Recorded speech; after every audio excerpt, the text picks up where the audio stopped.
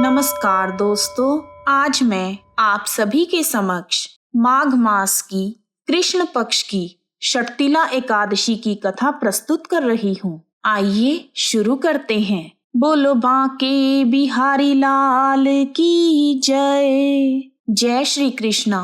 एक बार भगवान श्री कृष्ण पांडवों को सभी एकादशियों का महत्व बता रहे थे। इसी बीच युधिष्ठिर ने पूछा, हे केशव, माघ मास के कृष्ण पक्ष की एकादशी का क्या नाम है? उस दिन की क्या विधि है तथा उसका क्या फल मिलता है? हे महाप्राज्ञ, कृपा करके यह सब बताइए। तब भगवान श्री कृष्ण बोले, धर्मराज, माघ मास के कृष्ण पक्ष की एकादशी का नाम षटतिला एकादशी है, जो समस्त पापों को नष्ट करने वाली है। षटतिला का अर्थ है तिल का 6 प्रकार से प्रयोग करना। तिल से स्नान, तिल का उबटन लगाना, तिल से होम जप करना, तिल मिला हुआ जल पीना, तिल का दान करना और तिल का भोजन करना। इस प्रकार 6 कामों में तिल का उपयोग करने से यह एकादशी षटतिला एकादशी कहलाती है। इस दिन श्री हरि विष्णु भगवान जी की पूजा की जाती है। अब मैं तुम्हें षटतिला एकादशी की पाप हारिणी कथा सुनाता हूँ, जिसे पुलस्त्य मुनि ने दालभ्य जी से कहा था। एक बार दालभ्य जी ने पुलस्त्य मुनि से पूछा, हे मुनिवर, पृथ्वी लोक पर सभी प्राणी प्राय पाप कर्म में लगे रहते हैं। उन्हें नरक में ना जाना पड़े, इसके लिए क्या उपाय है? आप बताने की कृपा करें। तब पुलस्त्य मुनि बोले, महाभाग, तुमने बहुत अच्छा प्रश्न किया है। सुनो, इससे संसार के सभी जीवों का भला होगा। इस भेद को ब्रह्मा, विष्णु, महेश तथा इंद्रदेव आदि भी नहीं जानते, परंतु मैं आपको यह गुप्त तत्व अवश्य बताऊंगा।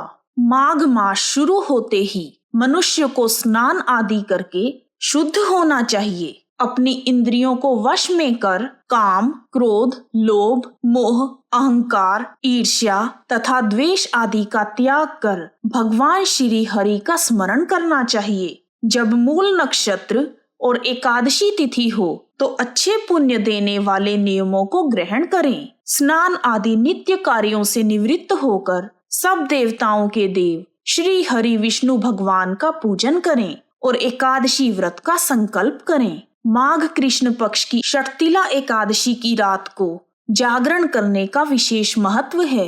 उसके दूसरे दिन धूप, दीप, नैवेद्य आदि से श्री हरि का पूजन करें और खिचड़ी का भोग लगाएं। उसके बाद पेठा, नारियल, सीताफल या सुपारी का अर्घ्य देकर श्री हरि की स्तुति करें।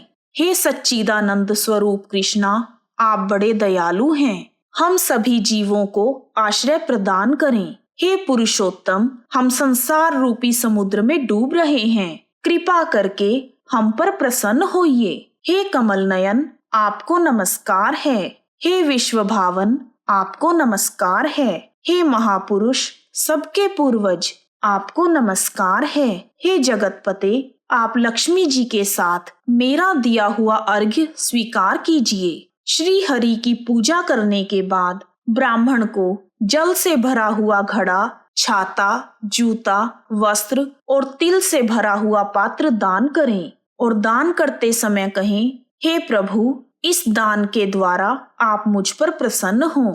इतना कहकर पुलस्त्य मुनि ने कहा, अब मैं तुम्हें इस पावन षटतिला एकादशी की कथा कहता हूँ। एक समय नारद जी ने भगवान श्री विष्णु जी से यही प्रश्न किया था और भगवान विष्णु जी ने जो षटतिला एकादशी का महात्म्य नारद जी से कहा, आज मैं तुम्हें बताता हूँ।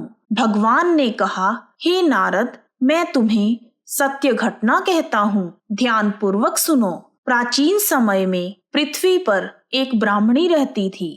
वह सदैव व्रत पूजन आदि किया करती थी। एक बार उसने 1 मास तक व्रत किया, जिससे उसका शरीर बहुत दुर्बल हो गया।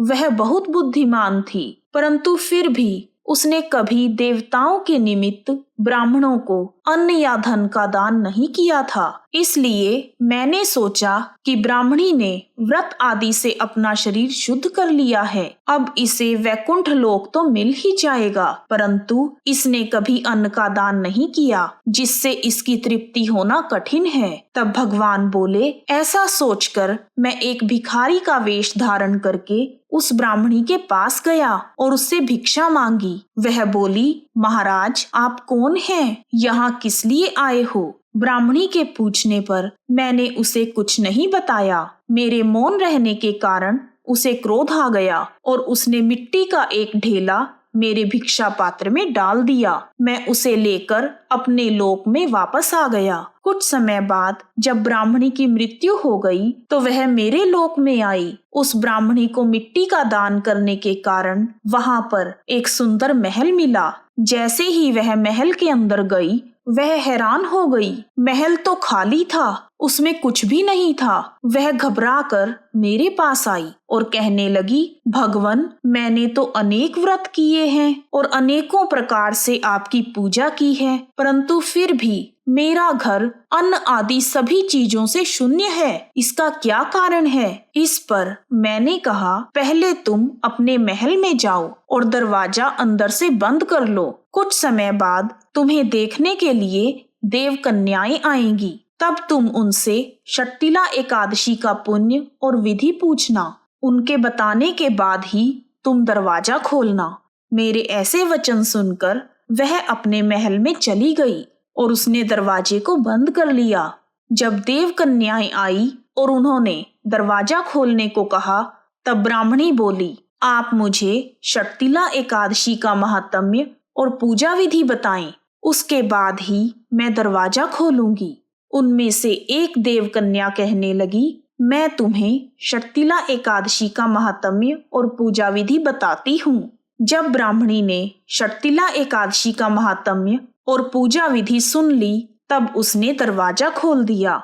तब देव कन्याओं ने देखा कि यह तो पहले जैसी मानुषी है। उस ब्राह्मणी ने उनके कहे अनुसार षट्टिला एकादशी का पूरे विधि विधान से व्रत किया, जिसके प्रभाव से वह सुंदर और रूपवती हो गई और उसका महल अन्न धन आदि भंडार से भर गया। बोलो विष्णु भगवान की जय। कथा समाप्त। जो मनुष्य षट्टिला एकादशी की कथा का श्रवण करते हैं उनका दुर्भाग्य सौभाग्य में बदल जाता है और सभी प्रकार के कष्ट दूर हो जाते हैं और अंत में मोक्ष की प्राप्ति होती है। बोलो बांके बिहारी लाल की जय। एक अन्य कथा के अनुसार एक गांव में एक अहीर रहता था।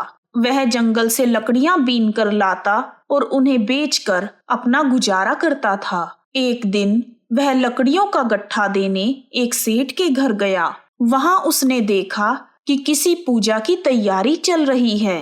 तब उसने सेठ जी से पूछा, सेठ जी यह सब क्या हो रहा है? तब सेठ जी ने उसे बताया कि कल षट्टिला एकादशी का व्रत है। यह सब विष्णु भगवान की पूजा की तैयारी कर रहे हैं। फिर उसने सेठ जी से पूछा कि षट्टिला एकादशी का व्रत कैसे किया जाता है और इस व्रत को करने से क्या फल मिलता है। सेठ जी ने उस अहीर को षट्टिला एकादशी की पूजा विधि और कथा बताई।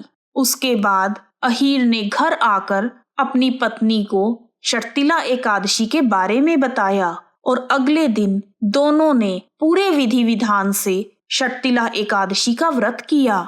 उस व्रत के प्रभाव से अहीर की गरीबी दूर हो गई और वह अपने गांव के नामी लोगों में गिना जाने लगा।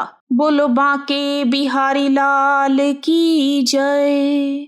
श्री कृष्ण गोविंद हरे मुरारी, हे नाथ नारायण वासुदेवा।